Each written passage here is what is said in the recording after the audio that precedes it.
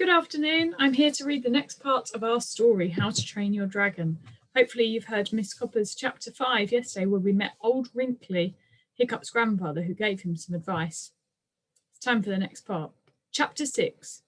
Meanwhile, deep in the ocean. Meanwhile, deep in the ocean, but not so very far from the Isle of Berk, a real sea dragon, such as old Wrinkly had been describing, lay sleeping on the seabed. He was indescribably large. He'd been there so long that he almost seemed to be part of the ocean floor itself. A great underwater mountain covered in shells and barnacles, some of his limbs half buried in sand. Generation after generation of little hermit crabs had been born and died in this dragon's ears. Hundreds and hundreds of years he'd slept, because he'd had rather a large meal. He'd had the luck to catch a Roman legion camping on a cliff top. They were completely cut off, and he'd spent an enjoyable afternoon wolfing down the whole lot of them, from commanding officer to lowliest private. Horses, chariots, shields and spears, the entire lot went down the ravenous reptilian gullet. And, while things such as golden chariot wheels are an additional source of fibre to a dragon's diet, they do take some time to digest.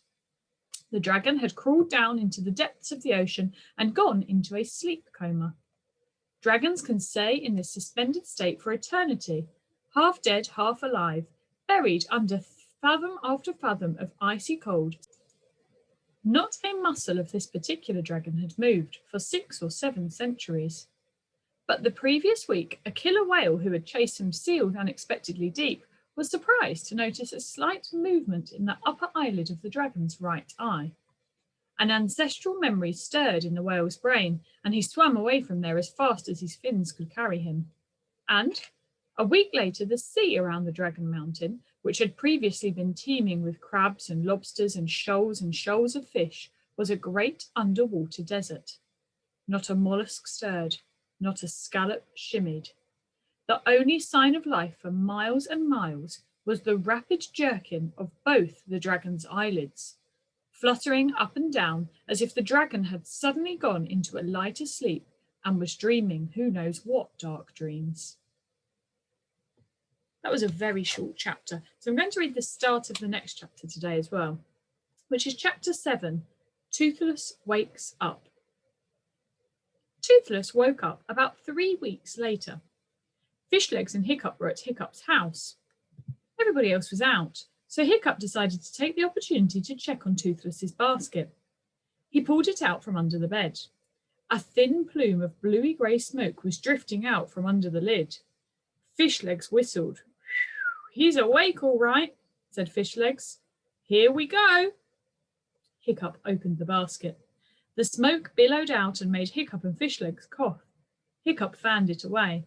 Once his eyes had stopped watering, he could make out a very small, ordinary dragon looking up at him with enormous, innocent, grass-green eyes. "Hello, Toothless," said Hiccup, in what he hoped was a good accent in Dragonese. "What are you doing?" asked Fishlegs curiously. Dragonese is punctuated by shrill shrieks and popping noises, and sounds most extraordinary when spoken by a human.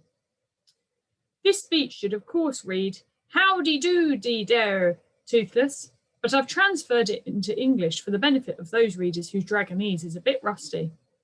Please read Hiccup's book, Learning to Speak Dragonese, for a crash course in this fascinating language. Let's have a look, shall we? Learning to Speak Dragonese. Introduction. In order to train your dragon without using the traditional methods of yelling at it, you must first learn to speak Dragonese. Dragons are the only other creatures who speak a language as complicated and sophisticated as humans. Here are some common dragon phrases to get you started. "Nia crappa into de husas fishu," which means, "No pooing inside the house, please." "Me mama no like it yum yum on de bum." "My mother does not like to be bitten on the bottom." "Please you kindly go about me friendly."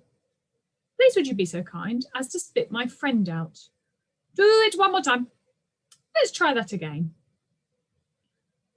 "I'm just talking to it," mumbled Hiccup, very embarrassed. "Just talking to it?" gasped Fishlegs in astonishment.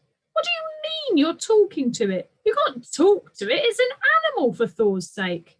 Oh, shut up, fish legs, said Hiccup impatiently. You're frightening it. Toothless huffed and puffed and blew out some smoke rings. He inflated his neck to make himself look bigger, which is something that dragons do when they're scared or angry. Eventually, he got up the courage to unfurl his wings and flap up onto Hiccup's arm. He walked his way up onto Hiccup's shoulder, and Hiccup turned his face towards him. Toothless pressed his forehead onto Hiccup's forehead and gazed deeply and solemnly into Hiccup's eyes. They stayed there, snout to nose, without moving, for about 60 seconds. Hiccup had to blink a lot because the gaze of a dragon is hypnotic and gives the unnerving feeling that it is sucking your soul away. Hiccup was just thinking to himself, wow, this is amazing. I'm really making contact here, when Toothless bent down and bit him on the arm. Hiccup let out a yelp and threw Toothless off him. Fish, hiccupped Toothless, hovering in the air in front of Hiccup. Want fish now. I haven't got any fish, said Hiccup in Dragonese, rubbing his arm. Luckily, Toothless didn't have any teeth, but dragons have powerful jaws, so it was still quite painful. Toothless bit him on the other arm. Fish, said Toothless again. Are you okay? Asked Fishlegs. And I can't believe I'm asking this, but what is he saying? He wants to eat, replied Hiccup, grimly rubbing both arms. He tried to make his voice sound firm but pleasant, to dominate the creature by the sheer force of his personality, as Gobber had said. But we have no fish. Okay then, said Toothless. Eat cat. He made a lunge for Fiddlesticks, who streaked up the nearest wall with a yowl of terror. Hiccup just managed to grab Toothless by the tail as he flew off in pursuit.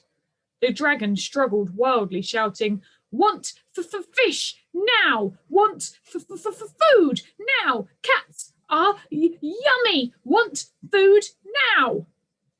We don't have any fish, repeated Hiccup from between gritted teeth, feeling all his calmness deserting him. And you can't eat the cat. I like him. Fiddlesticks meowed indignantly from a beam high up in the roof. They decided to put Toothless in Stoic's bedroom, where there was a mouse problem.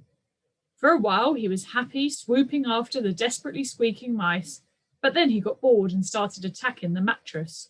Stop! Yelled Hiccup, as feathers flew in all directions. Toothless replied by sticking up the remains of a recently deceased mouse right into the middle of Stoic's pillow.